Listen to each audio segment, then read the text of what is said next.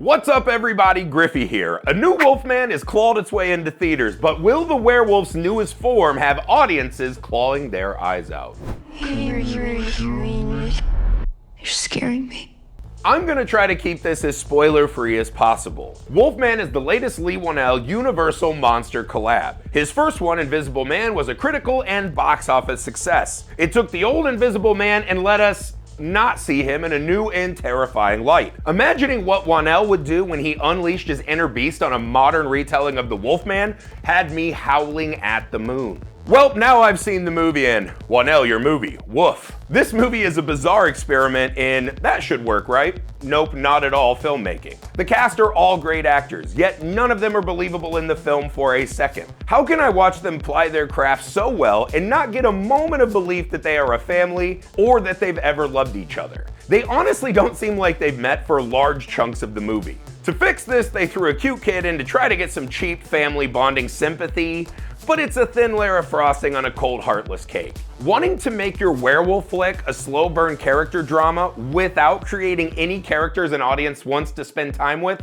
is a bold strategy. When I think of werewolf movies, I think of frenetic energy, the excruciating transformation, the frenzied bestial attacks of a monster that's all tooth and claw.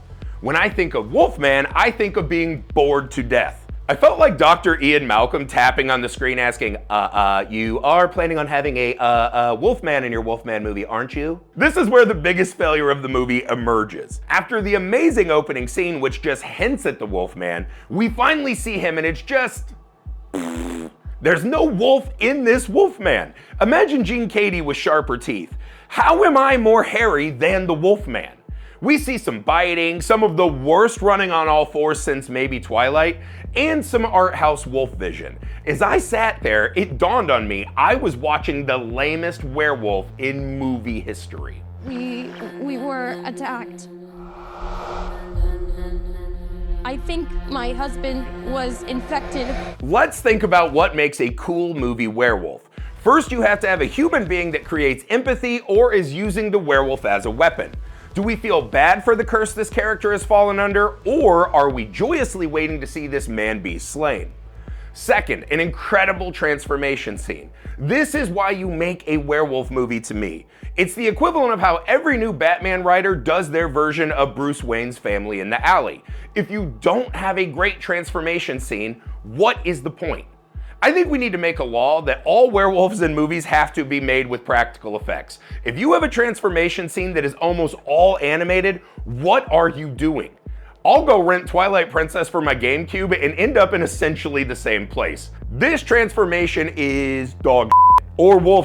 The key word is a tooth falls out, some writhing on grass. Where is the meat? What are we doing? Where is the pain, the agony of the human form being twisted?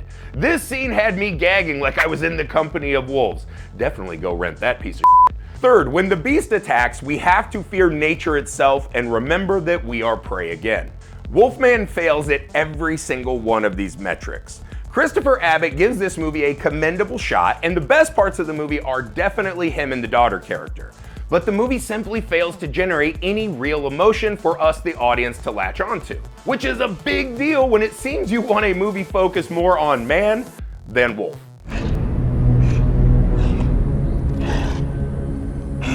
If I had to personally fistfight any werewolf from any movie, I'm definitely choosing this Wolfman. And there is no shortage of laughable werewolves in movies I think I could beat up. The cartoon dog thing from Harry Potter that makes Count Orlok look like he never skips leg day. You've got your Teen Wolf 2s, the aforementioned Twilight dog who imprints on babies. No wait, that one's too scary, I'm not fighting him. This Wolfman is essentially Danny DeVito when he comes out of that couch naked and gross. If he came at me, I'd punt this werewolf into the sun. You wouldn't make a Ghostbuster movie with an alive ghost, a Jaws movie with a landlocked shark, or a bad studio movie without Kevin Hart. So why on earth would you remake the Wolfman with the assumption that the beast was so unnecessary to the film? I'm bummed that the Wolfman couldn't catch the scent of anything worth hunting down. I wanted to love this movie but felt cursed as it kept dragging on.